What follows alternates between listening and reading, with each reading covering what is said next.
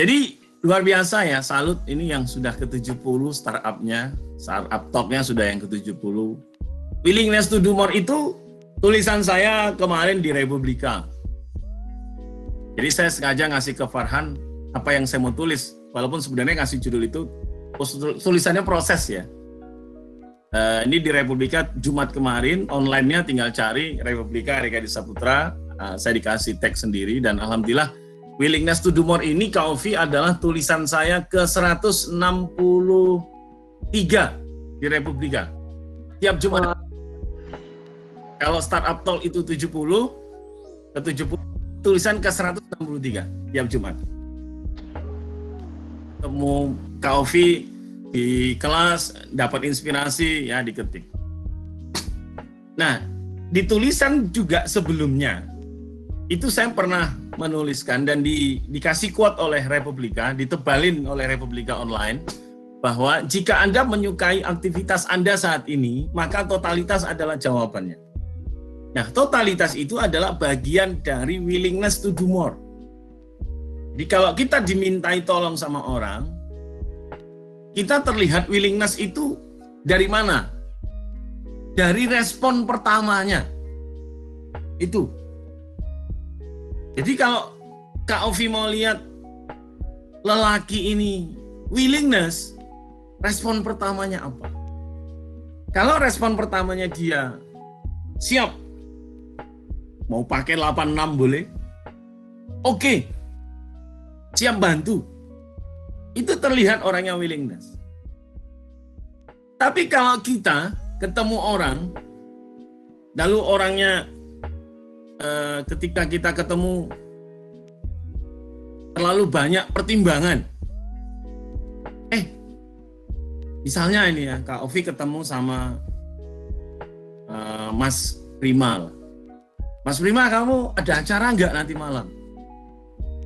Pertanyaannya adalah, Mas Primanya adalah, saya Mbak, acara apa dulu ya Mbak? Dia melihat ini acara menguntung apa enggak gitu. Dia masih nawar, itu berarti willingness-nya masih belum penuh. Tapi kalau Kak Ovi nanya, Pak Erik nanti malam ada acara, nanti malam saya tidak ada acara Mbak Ovi, ada apa? Gitu. Pak Erik saya minta tolong gini-gini, oke, saya karena ini adalah weekend, acara hari keluarga, saya tanya sebentar keluarga, mau keluar apa enggak? Kan gitu aja selesai. Tapi saya di awal sudah kasih oke dulu. Adapun setelah itu saya enggak bisa, itu urusan lain. Pak Erik, bisa bantu kita enggak? Kapan Mbak? Hari ini? Jam berapa? Jam sekian. Oke, jam itu saya ada acara, bagaimana mundur sebentar? Nah itu kan.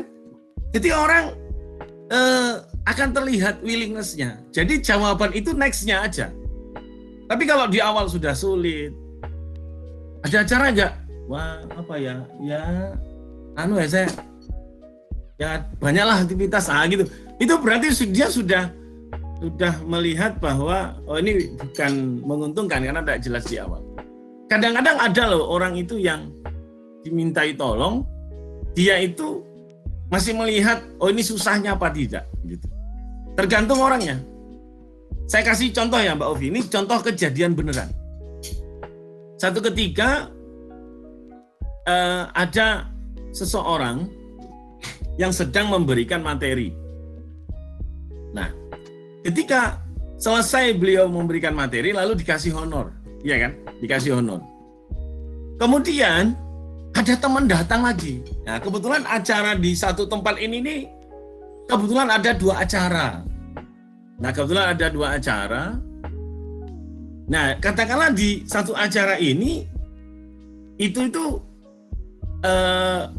acaranya, pembicaranya mungkin ditunggu nggak ada lah gitu ya. Nah, begitu seseorang ini selesai ngisi dan yang ini tahu bahwa ini ada di sini pembicara, bisa nggak dimampirkan sebentar ngasih quote, nggak suruh ngisi, hanya ngasih quote aja supaya acaranya jangan kosong lah gitulah kan, dimanfaatin lah gitu. Nah, ketika ditawarkan sama si pembicara ini, ya si yang ngomong tadi, Pak minta tolong ini kayaknya teman-teman kalau berkenan mampir basement, nah gitu loh, mampir lagi untuk ngasih quote lah gitulah, atau sambutan lah, nggak usah lama-lama. Orang ini bilang, oh saya nggak bisa karena ya harus segera lah gitu lah. Harus segera. Tapi kata segera itu tidak ditunjukkan dengan aktivitas jalannya atau segala macam langsung berdiri, enggak. Jadi dalam tanda petik kayaknya nggak mau gitu lah. Kan kalau orang betul-betul nggak bisa itu kan mesti lihat jam, kemudian aktivitasnya begitu ketemu dia sudah berdiri, nggak santai dulu, dia sudah mau cepet lah gitu ya. Akhirnya nggak jadi. Padahal Kak Ovi sebelumnya itu, katakanlah orang ini ngomong 10 menit dan itu si panitia itu sudah ke saya, sudah bilang, Pak Erik nanti titip honor gitu. Jadi orang itu jangan ngasih ke saya, Pak Erik nanti tolong ya Pak, titip nanti untuk transportnya Bapak ini kalau jadi mampir gitu. Ternyata enggak jadi mampir, Be. Enggak jadi mampir. Padahal Ovi tahu enggak? Padahal Ovi tahu enggak? Honor yang dititipin ke saya itu, Ovi, itu sama seperti besaran SPP tetapnya Ovi. Orangnya enggak mau gitu. Udah pergi gitu. Ya, jadi titip saya tolong titip nanti kalau bapaknya jadi sambutan, saya tolong dikasihkan. Akhirnya apa itu jadi? Ini dibalikkan lagi, gitu loh. Padahal sebenarnya ini lah kategori willingness. Jadi pertanyaan kita adalah kita mau lihat apresiasinya di awal atau di akhir atau tidak ada apresiasinya, satu saat kita dapat apresiasi. Jadi willingness itu gak hanya sekedar kita nanti dapat apa, tapi kembali kita mau ngasih apa yang kita mau beri. Karena ketika kita menabung emosional kepada seseorang, Anda suatu saat mau ngambil, Anda akan gampang ngambilnya. Gampang aja. Kenapa Pak Erik mau ngisi? Minta tolong Amikom Business Part. Padahal Sabtu ini sudah ada rencana agenda. Kemudian dimintai tolong. Lah gimana? Saya mau nolak. Ovi ini sudah bantu saya di praktikum. Ya kan? Lah Ovi itu punya emosional di saya, tabungan emosional. Lah ketika Kak Ovi butuh, ya saya tuh dengan sangat mudah mengiyakan. Coba kalau misalnya kita tidak kenal, belum tentu orang mau. Jadi willingness to do more itu, kita memberi lebih dari yang orang perkirakan. Tapi orang memberi lebih, itu karena orang itu pernah menabung tabungan emosional kepada orang lain. Atau Anda pernah melakukan sesuatu emosional kepada orang lain. Orang itu tidak membalasnya, tapi yang membalas orang lain. Ini namanya multi level kebaikan. Jadi orang yang berbuat baik, nanti suatu saat lagi dia akan dapat kebaikan itu, baik dari orang itu atau dari orang lain. Sama seperti kita belajar. Kita ngajari orang, ya, kita tulus ngajari orang, kita tulus ngajari coaching orang. Mungkin kita nggak dikasih apresiasi dari orang itu. Tapi yang namanya hidup ini pasti banyak ilmu yang kita tidak paham. Satu, ilmu skripsi, ilmu tesis, ilmu disertasi, kita nggak ngerti. Tapi karena kita tulus meng-coaching orang, tulus ngasih sharing ke orang lain, ada saja orang yang membantu, ada saja orang yang ngasih ilmu, ada saja orang yang mempermudah urusan kita di tempat yang kita tidak tahu. Itu willingness. Jadi kalau orang membatasi dirinya, saya honore piro Mbak? Ada transportnya enggak? Nanti aku dapat apa? Anda seolah-olah belum menabung, sudah minta diisi. Rekeningnya belum ada, Anda minta untuk ditabung. Ya enggak ada yang ditabung. Ya. Pendiri-pendiri negara itu dulu mereka selalu menyampaikan hal-hal yang sebagai penguatan ya. Banyak hal lah. Kalau kita paham bahwa sebaik-baik manusia itu adalah paling bermanfaat, itu willingness. Apa ciri kita bermanfaat? Ciri kita bermanfaat apa? Sekarang coba cek ya pada kita ya. Ini hadis riwayat Ahmad. Pertanyaan saya adalah di kampus nama kita disebut enggak? Di Amikom Business Park nama kita disebut enggak? Di kos-kosan nama kita disebut enggak? Di lingkungan tempat kita tinggal atau kosan kita nama kita disebut enggak? Atau di kalangan calon mertua nama kita disebut enggak? Bahkan teman akrab aja lah. Kalau ngumpul gitu nama kita disebut enggak?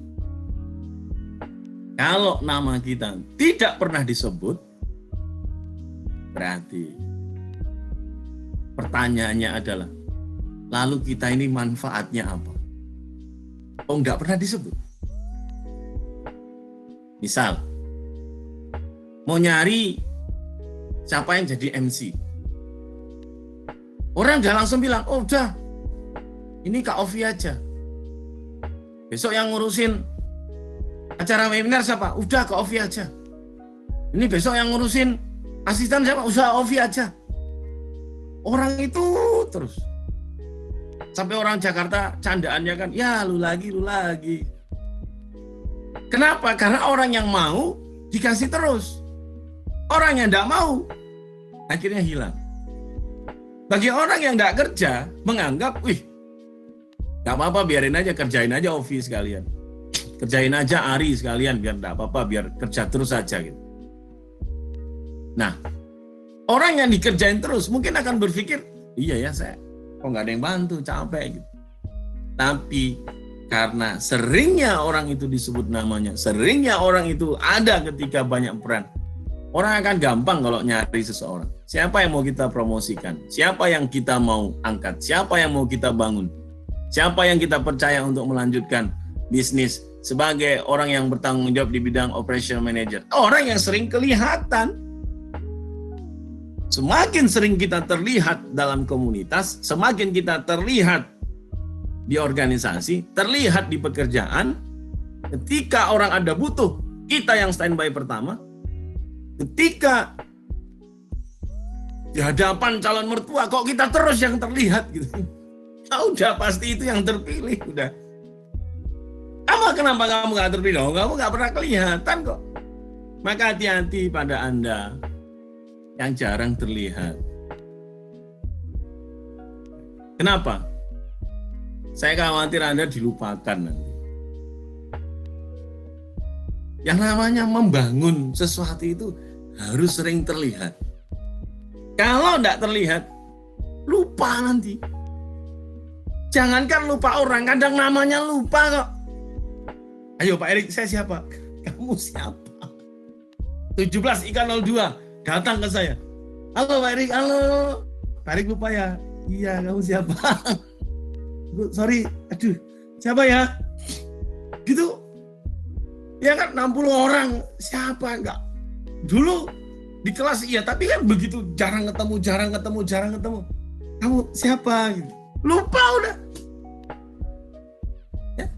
Tapi kalau yang sering ketemu, walaupun hanya pernah bertemu satu semester, tapi terus ingat namanya. Kenapa? Karena terlihat dia.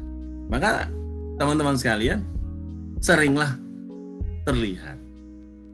Itu aja. Dalam bisnis, dalam aktivitas organisasi, apalagi dalam forum-forum kayak gini.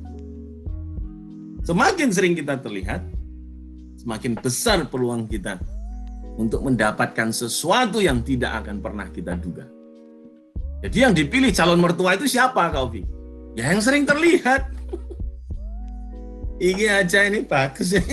Yang jarang terlihat ya akhirnya hilang. Hanya jadi bayangan. Jadi cirinya berikutnya adalah memberi manfaat. Pendiri Amerika Serikat, Benjamin Franklin, quote-nya jelas loh. Beliau bagaimana memotivasi ya, rakyatnya dulu. If better is possible, good is not enough. Kalau ada yang lebih baik, maka baik aja nggak cukup. Jadi orang itu ya memang harus mencari mana yang terbaik gitu. Kalau ada yang better, ya kenapa harus cari yang good gitu? Harus berpikir selalu terdepan, jangan ya bolehlah sesekali. Ya udahlah adanya ini gitu bolehlah sesekali itu boleh. Tapi jangan setiap saat ya udahlah adanya ini kok. Itu nanti jadi nggak better. Kalau bisa cari yang lebih baik. Dunia startup itu siapa yang dibeli, siapa yang laris, siapa yang kuat, yang ya pasti yang paling terbaik gitu. Makanya dalam kehidupan pun termasuk di Badan Narkotika Nasional, saya alhamdulillah sampai sekarang dipercaya sebagai trainer di sana. Itu ada penyesuaian tagline kan, tidak hanya sekedar stop narkoba sekarang, tapi ada tagar hidup 100%. Apa maksud negara kok masyarakat ini harus hidup 100%? Artinya kita ini secara pribadi harus satu, sadar. Sadar itu harus standby terus, jangan melamun gitu loh. Ya Pak Erik, online lagi, jaga jarak lagi. Berjarak aja saya nggak dapat Pak. Apalagi berjarak, makin nggak dapat saya. Jangan melamun. Sadar. Tadi di depan saya ngomong tentang sambutannya Agim. Saatnya mengasah gergaji.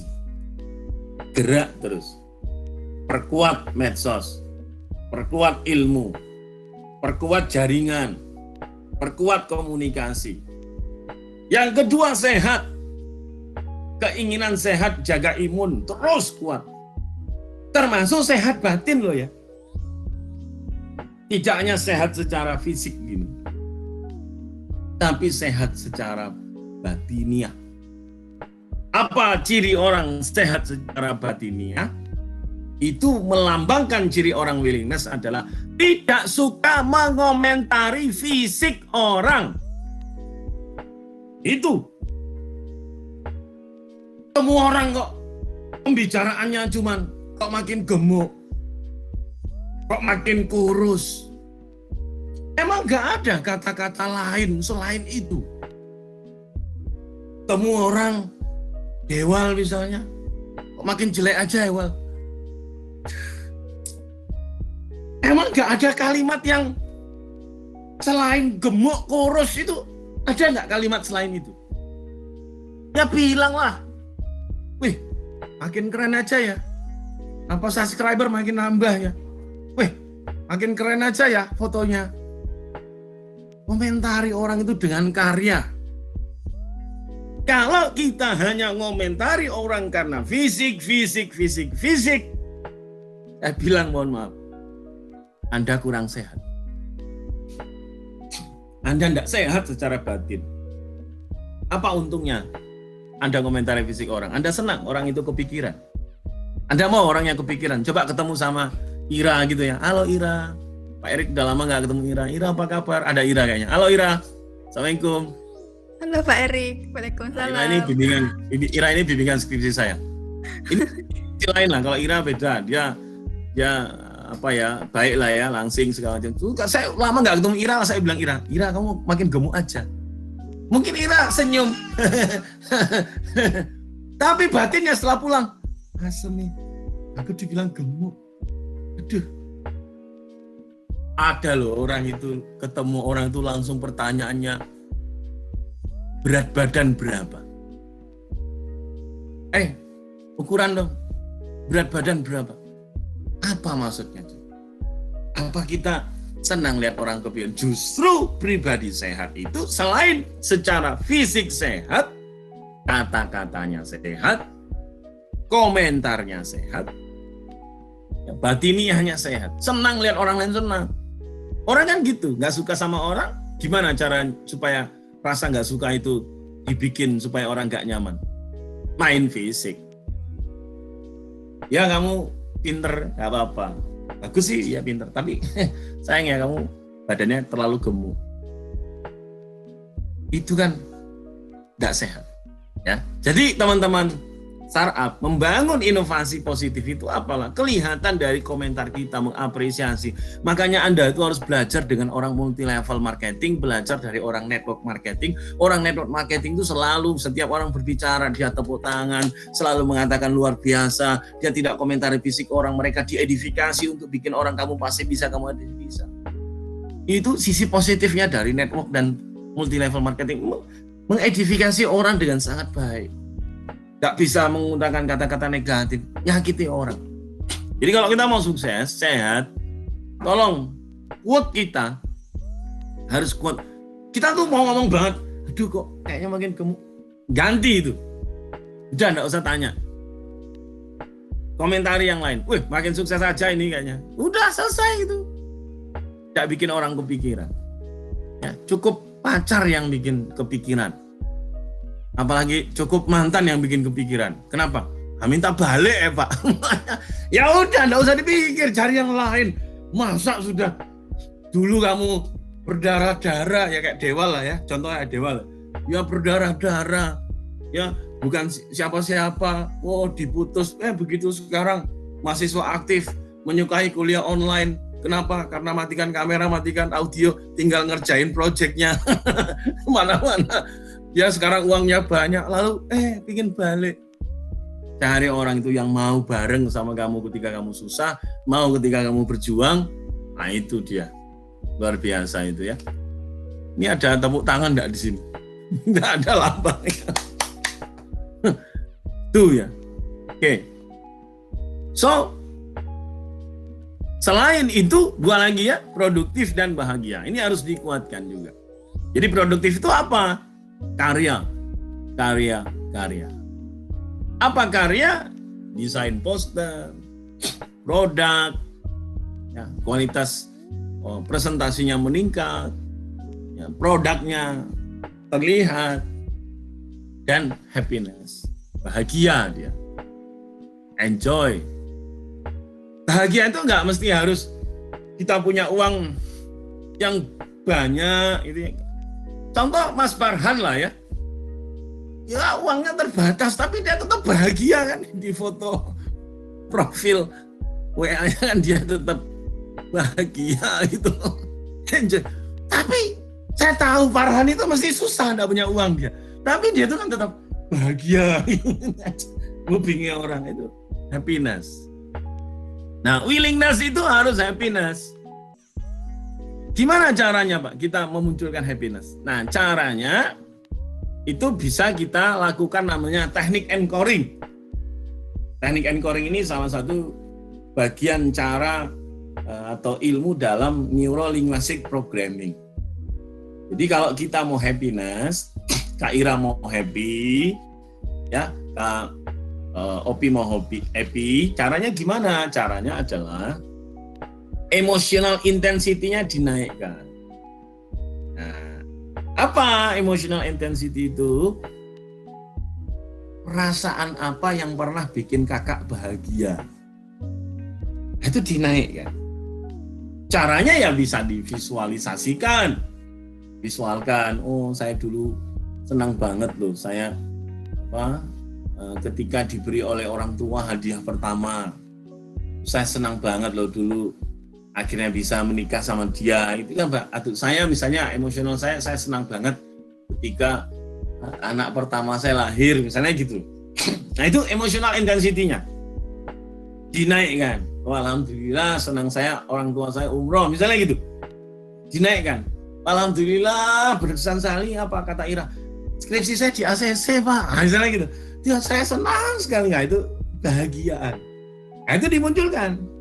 Jadi ketika kita menghadapi kata-kata tidak bagus, menghadapi persoalan-persoalan yang kita alami, rasa bahagia ini muncul mengalahkan rasa putus asa tadi. Jadi di-anchoring rasanya. Ya. Contoh lah ya, contoh. Boleh ya? Ira aja lah yang paling enak sudah.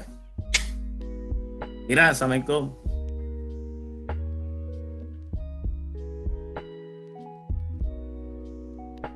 Ira. Enggak ada Ira. Lagi Jambi kayaknya. Atau Mbak Kaltiko Puspitaningrum. Assalamualaikum Mbak Kaltiko.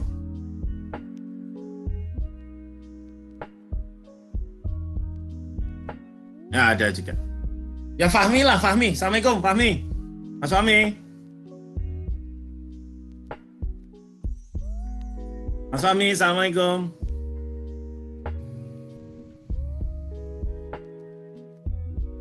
Ya udahlah, nggak ada pilihan lain. Kak Ovi lah. Siap. Waalaikumsalam, Pak Erik. Oi, Ustadz Arafah. Assalamualaikum. Waalaikumsalam. Saya tadi mau nyapa tapi khawatir nggak ada apa. Lagi nyambi bikin disertasi. Nah ini Ustadz Arafah, sahabat saya dari Makassar. Makasih loh Ustadz sudah join ya. Ustadz, Ya. Coba Ustadz sebutkan 3 rasa bahagia yang pernah Ustadz Arafah rasakan di tahun-tahun lalu. 3. Pekerjaan selesai dengan baik. Sebentar, maksud saya itu ada waktunya, ada tahunnya, boleh ingat mungkin bulan apa, tahun berapa gitu. Bukan yang umum. Jadi emosi itu harus yang betul-betul emosional. Bukan bahagia yang terlihat umum. Rasa bahagia, 3 rasa bahagia yang sangat dalam yang pernah dirasakan.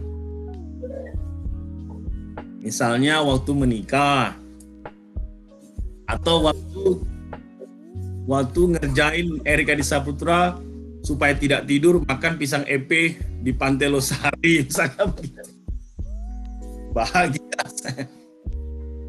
Apa Ustadz Arafah? Misalnya istri, alhamdulillah wisudanya selesai, begitu. Oke. 3 perasaan bahagia yang dalam. Nah itu. Oke.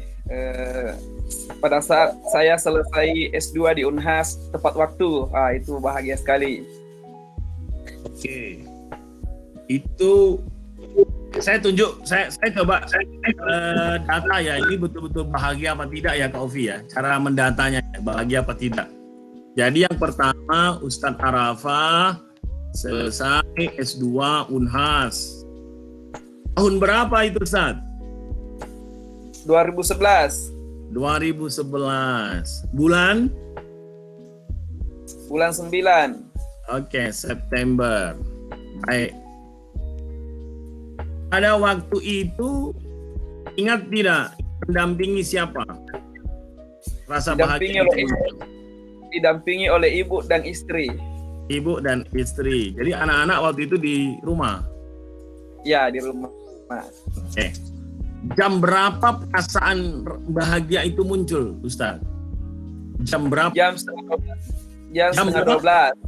Jam setengah 12. Posisinya di mana? Posisinya di mana?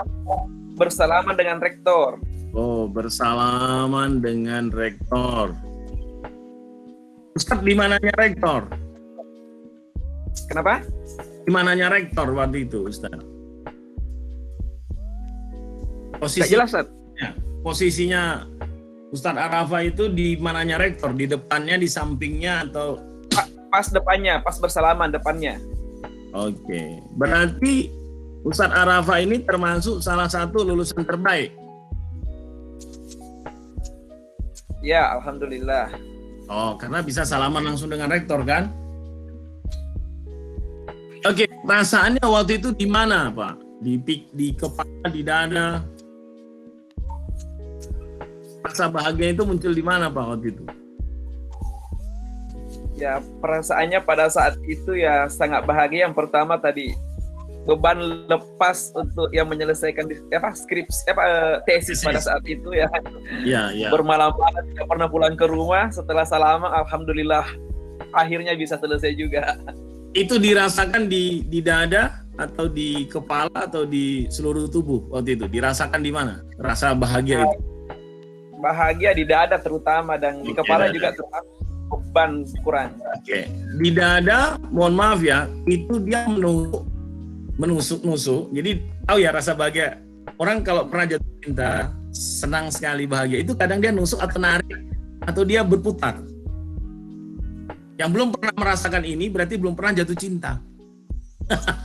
Orang yang jatuh cinta itu pasti perasaan itu menusuk. Aduh, kayak gitu. Tapi ketariknya tuh sakit tapi bahagia gitu. Nah, waktu itu gimana, Ustaz? Menusuk, ketarik, atau melingkar? Kayaknya melingkar deh. Melingkar ya, karena dia bahagianya hampir merata ya. Nah, Iya. ini makasih Ustaz Arafa ya, tepuk tangan dulu buat Ustaz Arafa. Terima kasih. Nah, ini Kak Ovi, satu aja lah ya. Inilah ciri emotional intensity. Jadi ketika Pak Arafa ini selesai S2 di Universitas Hasanuddin, Makassar 2011 bulan September sama ibu dan istri.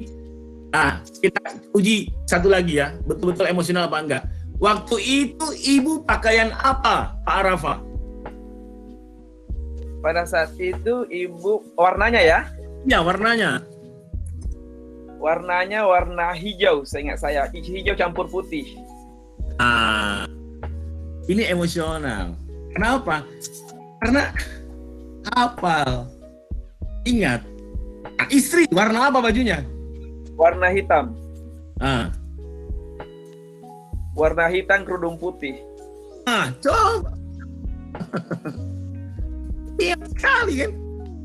Ini emotional intensity. Jadi kalau nanti Ustaz Arafa ada persoalan, ini langsung diingat aja ini. Diingat ini. Nah, kalau kapan dibantu, bisa dibantu dikasih dikunci, bisa dikunci, dimunculkan dia atau divisualisasikan rasa bahagia. Nah, itu. Misalnya saya mau ke Makassar, caranya supaya saya bahagia ke Makassar, saya bayangkan nanti saya diajak makan coto Makassar. Saya sudah rasa happiness dulu. Bisa. Misalnya Ustaz Arafa senang ke Jogja, saya bilang nanti saya ajak ngopi nanti. Nah, saya bayangkan ketemu nanti dengan Pak Erik, kami ngopi. Nah, itu dimunculkan, divisualisasikan. Itu nanti muncul rasa willingness to do more. Ustaz Arafa, makasih ya sudah ngasih contoh. Ya. Tangan dulu dong buat Pak Arafa. Sukses S3-nya Ustaz. Iya, doakan ini sudah penyelesaian penyusunan disertasi. Oh ya, makanya sip, sukses. Ya, amin. Terima kasih. Amin. Nah, itu Kak Ovi ya. Jadi kita munculkan happiness itu pada diri kita. Nah, nanti willingness itu akan memberi dampak senang.